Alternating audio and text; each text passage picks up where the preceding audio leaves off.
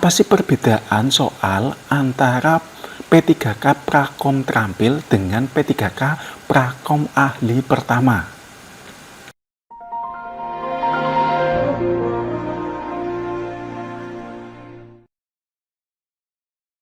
Mau lulus ujian kompetensi kenaikan jabatan, atau mau lolos seleksi kompetensi P3K? Yuk ikuti Tryout Ukom dan Selkom Pranata Komputer. Informasi selengkapnya hubungi t.me/cs_sbas channel. Oke, Assalamualaikum warahmatullahi wabarakatuh. Jumpa kembali bersama kami di Bas Channel ya. Mohon maaf selama ini mungkin saya jarang update ya. Nah, pada kesempatan kali ini saya akan memberikan share ya tentang perbedaan soal antara P3K Prakom Terampil dengan soal P3K Prakom Ahli Pertama. Nah, mungkin ini banyak ditanyakan sama teman-teman ya, terutama ini penting sekali untuk strategi belajar teman-teman semuanya. Sebelum kita melangkah ke perbedaan soalnya, kita perlu memahami dulu apa sih perbedaan yang mendasar antara Prakom Terampil dengan Prakom Ahli Pertama. Nah, secara jenjang pendidikan, ini Prakom Terampil ini ditujukan untuk teman-teman yang menyandang gelar pendidikan D3 atau AMT. Nah, sementara untuk Prakom Ahli Pertama itu ditujukan bagi teman-teman yang menyandang gelar pendidikan S1 atau sarjana. Nah, kemudian ini untuk P3K Prakom Terampil ini ditujukan buat sebagai operator aplikasi ya, kemudian teknisi komputer dan jaringan, kemudian programmer, dan hal-hal teknis IT lainnya. Sementara untuk Prakom Ahli Pertama ini ditujukan buat teman-teman nanti sebagai perancang, analis, kemudian administrator server, administrator jaringan, administrator aplikasi, dan lain sebagainya. Jadi ini perbedaannya cukup mencolok ya. Kalau misalkan D3 itu untuk hal-hal yang teknis, kemudian untuk yang S1 itu memang ditujukan untuk hal-hal manajerial. Seperti itu. Kemudian untuk ciri soalnya, untuk P3K Prakom Terampil, ini biasanya berupa soal-soal pendek. Kemudian banyak hafalan. Sementara untuk P3K Prakom Ahli, ini soal-soalnya biasanya berupa studi kasus, soalnya panjang-panjang ya, dan membutuhkan pemahaman. Kemudian untuk materi database, nah ini banyak yang teman-teman salah belajar ya. Untuk P3K Prakom Terampil ini, kalau misalkan soal SQL, ini berupa DML dan DDL. Jadi karena ditujukan untuk operator aplikasi, maka soal SQL-nya adalah DDL dan DML, di mana DDL itu kebutuhan untuk input data, dan DML ini khusus untuk query sederhana ya teman-teman ya. Kemudian untuk yang Prakom Ahli Pertama, ini SQL-nya biasanya berupa DCL. DCL itu nanti perintahnya grant revoke, biasanya itu yang sering keluar. Kemudian perintah backup juga keluar. Ini dibutuhkan biasanya sebagai administrator database ya. Nah, kemudian query-nya, kalau ada soal query, biasanya query-nya panjang teman-teman. Ada klausul pencabangan, ada if then-nya di dalamnya. Seperti itu. Kemudian untuk materi jaringan nih, untuk materi jaringan P3K Prakom Terampil ini biasanya hanya berupa jaringan LAN aja. Jadi permasalahan yang ada di jaringan LAN, pengkabelan, itu sering muncul di P3K Prakom Terampil. Sementara untuk P3K Prakom Ahli Pertama, ini biasanya perancangan dan manajemen jaringan kompleks. Jadi kalau misalkan tadi itu Prakom Terampil itu jaringan LAN, biasanya kelas C ya. Kelas C itu kliennya kan kurang dari 255 klien. Sementara yang Prakom Ahli Pertama ini ditujukan untuk perancangan dan manajemen jaringan kompleks. Artinya ini sudah menggunakan kelas jaringan A maupun kelas jaringan B. Seperti itu. Kemudian soalnya juga lebih ke subnetting, VLSM, di mana teman-teman nanti merancang jaringan, nanti ada subnet per host per subnet, dan lain sebagainya. Seperti itu. Kemudian kita akan bedah satu persatu nih, kisi-kisi soal pada P3K Prakom Terampil. Ini ada 5 ya, yang dikisi-kisikan oleh BPS selaku instansi pembina perangkat komputer dan pembuat soalnya. Yang pertama, teman-teman ini perlu memahami konsep pengelolaan data. Yang kedua, memahami pengelolaan permasalahan sistem jaringan lokal. Kemudian yang ketiga, memahami dasar-dasar manajemen infrastruktur TI. Yang keempat, memahami dan menerapkan konsep dasar pengelolaan data, pengolahan data. Dan yang kelima, memahami sistem informasi geografis dan multimedia. Nah, kita akan bedah satu-satu ya teman-teman ya. Yang pertama, memahami konsep pengelolaan data. Nah, ini berkaitan dengan konsep dasar database, DBMS, hubungan relasional, derajat kardinalitas. Nah, silakan nanti teman-teman pelajari itu. Kemudian permasalahan sistem jaringan lokal atau LAN, ini biasanya yang keluar ini seputar troubleshooting jaringan LAN ya. Kemudian IP address, hardware jaringan, biasanya hardware jaringan beserta fungsinya ya. Kemudian OSI layer, perintah troubleshooting jaringan baik di Windows, Linux, dan keamanan jaringan. Kemudian untuk dasar-dasar manajemen infrastruktur TI, teman-teman nanti belajar nih mulai hardware, software, operating system, aplikasi Office, dan troubleshooting komputer sederhana. Seperti itu. Biasanya nanti di dalamnya itu ada yang soal tentang BIOS, kemudian RAM, ditanyakan juga, dan banyak materi sederhana lainnya ya, yang sering ditanyakan. Oh iya, ada soal booting komputer juga ada.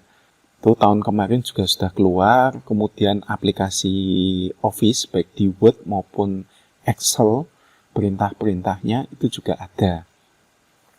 Kemudian memahami, menerapkan konsep dasar pengolahan data. Nah, ini nanti yang keluar adalah teknik pengumpulan data, pengolahan data, jenis-jenis data. Biasanya ada scaling earth ya, yang tahun kemarin itu ada soal ordinal data, scaling earth, kemudian visualisasi data. Ini berkaitan biasanya dengan grafik. Nah, biasanya grafik titik itu lebih cocok untuk mempresentasikan data apa. Grafik batang itu khusus untuk mempresentasikan jenis data apa, dan lain sebagainya.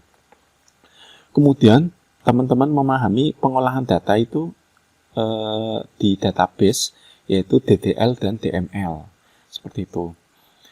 Kemudian, jangan lupa juga belajar Microsoft Excel tentang ini ya, pengolahan data di Excel itu seperti apa. Biasanya nanti teman-teman akan belajar rumus-rumus statistik di Excel ya. Ada SQRT, kemudian ada average, ada nilai max, min, dan lain sebagainya. Itu operasi-operasi dasar dalam statistik di Microsoft Excel. Kemudian memahami sistem informasi geografis dan multimedia. Nah, ini nanti teman-teman belajar tentang dasar SIG, kemudian operasi dasar dalam aplikasi SIG, kemudian operasi dasar tentang desain grafis, istilah-istilah multimedia. Kalau tahun-tahun kemarin ini biasanya teman-teman diminta untuk tools-tools yang ada di aplikasi SIG, seperti reshape polygon, itu fungsinya untuk apa, kemudian ini analisis proximity, itu untuk mengukur jarak ya di peta, seperti itu, dan lain-lain sebagainya, itu yang berkaitan dengan SIG. Kemudian desain grafis, ini unsur-unsur desain grafis itu keluar. Kemudian antara RGB dan CMYK itu bedanya apa. Kemudian kalau di multimedia itu gerak benda, gerak animasi benda, motion twin, dan kawan-kawannya itu keluar. Kemudian di editing video, misalkan teman-teman menggabungkan dua video itu dinamakan apa. Kemudian kalau di grafis itu fitur rotate untuk memutar gambar berapa derajat itu pakai fitur apa. Kemudian ada dua buah gambar itu satunya di depan, satunya di belakang, front to end to front, seperti itulah nanti. Itu nanti dipelajari ya teman-teman ya. Oh iya, untuk soal P3K Prakom Terampil juga ada insiden layanan TI dan request layanan TI. Nah, insiden layanan TI itu apa? Insiden layanan TI itu biasanya masalah troubleshooting komputer, troubleshooting jaringan, aplikasi yang tidak bisa login, dan lain sebagainya. Kemudian request layanan TI itu seperti apa? Itu sebagai contohnya ada user yang minta password, ada user yang minta remote access, dan lain sebagainya. Itu biasanya nanti akan keluar ya, contoh-contoh request layanan TI dan insiden layanan TI. Kemudian ditanyakan juga ketika terjadi insiden itu yang melaporkan siapa. Misalkan yang melaporkan adalah user dari aplikasi itu sendiri. Kemudian yang bertanggung jawab ketika ada insiden itu siapa, yaitu misalkan itu administrator atau apa, itu nanti ada pilihannya ya teman-teman. Silakan nanti dipelajari karena tahun kemarin itu keluar tentang insiden layanan TI. Kemudian service level agreement SLA. Nah, itu kan nanti di Prakom Terampil itu biasanya ditanyakan perjanjian antara instansi perusahaan dengan pihak ketiga berkaitan dengan layanan TI. Itu nanti disebut apa dokumennya? Dokumennya adalah SLA ya. Kemudian nanti di dalam SLA tersebut itu ada istilah-istilah. Ada response time, ada time schedule, ada macam-macam lah. Itu nanti kemudian pembagian insiden itu ada prioritas ya. Ada prioritas tinggi, prioritas menengah, prioritas kecil. Nah, nanti di situ ada contoh-contohnya. Prioritas tinggi itu untuk kejadian seperti apa, prioritas sedang itu kejadian untuk apa, prioritas kecil itu kejadian seperti apa, seperti itu. Mau lulus ujian kompetensi kenaikan jabatan, atau mau lolos seleksi kompetensi P3K? Yuk ikuti Tryout Ukom dan Selkom Pranata Komputer. Informasi selengkapnya hubungi t.me/cs_sbas channel. Kemudian kita beralih ke P3K Prakom Ahli Pertama. Apa sih yang perlu dipelajari teman-teman ya? Yang pertama tentang audit TI. Nah, teman-teman ini perlu memahami tentang audit TI. Yang perlu teman-teman pelajari adalah yang pertama yaitu contoh kasus audit TI ya. Nanti biasanya soal-soalnya biasanya cerita panjang tentang studi kasus di audit TI. Kemudian jenis-jenis audit, istilah-istilah audit. Ini teman-teman perlu pelajari. Kemudian yang kedua memahami, mengoperasikan, dan menganalisis layanan TI. Nah, ini yang perlu teman-teman ketahui ya, bahwa di layanan TI itu biasanya kalau istilah asingnya adalah ITSM. ITSM itu nanti ada frameworknya. Frameworknya itu ITIL dan COVID 5. Nah, ini yang biasanya jadi standarisasi di tes nanti itu pakai ITIL.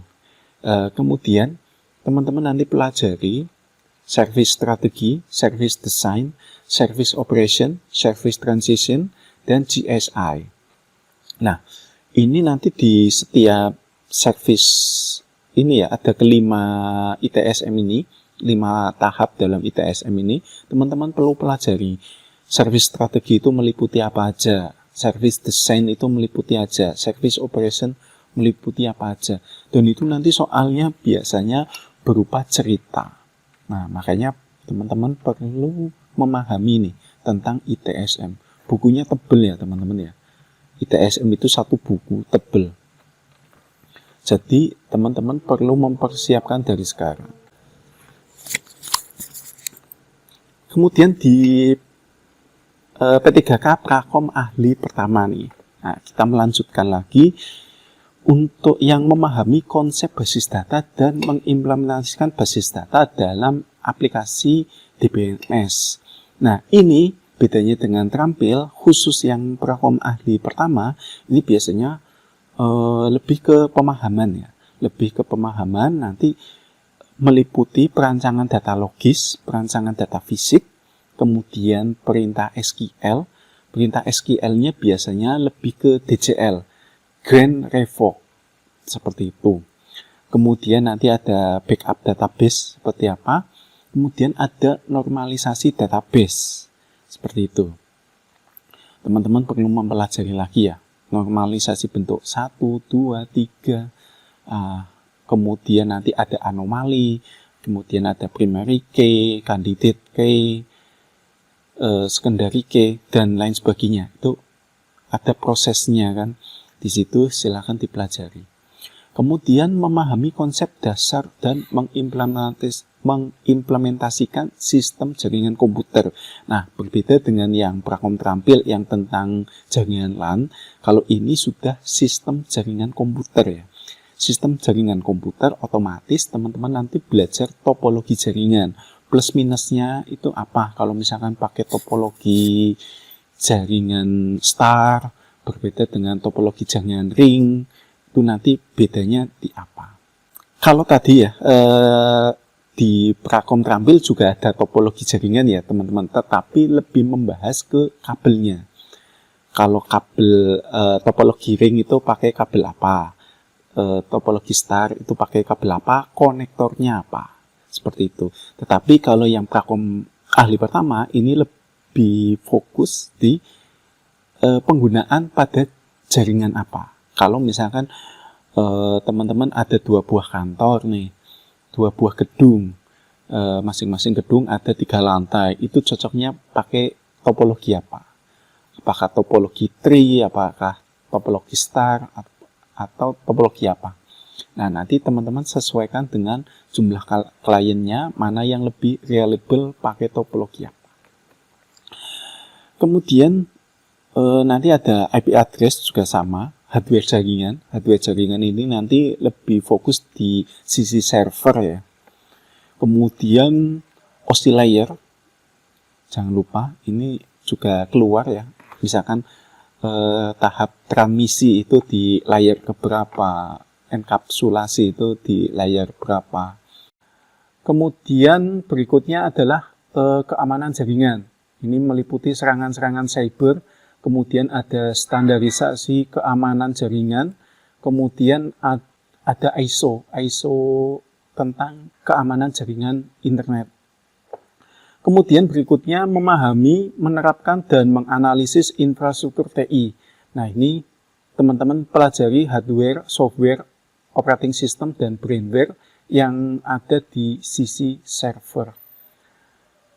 Berikutnya memahami dan mengimplementasikan analisis dan perancangan sistem. Nah, ini nanti teman-teman belajar tentang SDLC, System Development Life Cycle, di mana nanti teman-teman pelajari kelebihan kekurangan dari masing-masing metode SDLC, meliputi misalkan ada waterfall, mountain, rope, agile, scrum, big bang, dan lain sebagainya. Teman-teman pelajari juga teknik pengujian dalam perangkat lunak, meliputi alpha testing, beta testing, kemudian release testing, kemudian ada lagi juga tentang white box testing, black box testing, kemudian ada penetration testing, dan lain sebagainya. Berikutnya, memahami dan menerapkan teknik pengolahan data.